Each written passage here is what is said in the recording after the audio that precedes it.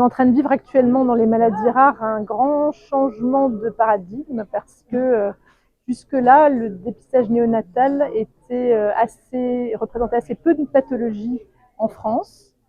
La France était même dite comme étant en retard par rapport à d'autres pays européens et internationaux sur le nombre de pathologies testées.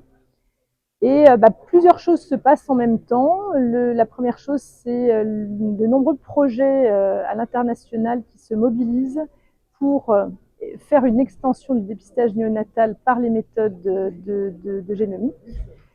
L'autre point très très important, c'est l'arrivée des thérapies géniques, en particulier dans les maladies rares, qui était quelque chose que l'on n'attendait pas aussitôt et qui sont des progrès absolument majeurs. En parallèle, l'amélioration des technologies avec la possibilité d'avoir accès à des analyses du génome à beaucoup plus faible coût et les lois de bioéthique en France qui permettent maintenant d'utiliser la génétique dans le dépistage néonatal.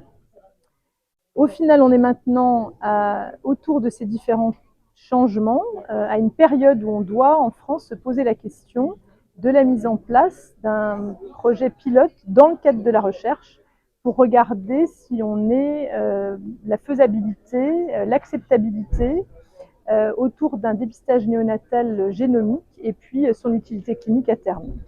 Donc c'est des projets qui nécessitent effectivement des financements assez importants, mais qui sont très attendus par les associations de patients et qui, pour nous généticiens, est un point important pour maintenant réduire considérablement l'errance diagnostique qui pèse tant pour nos familles.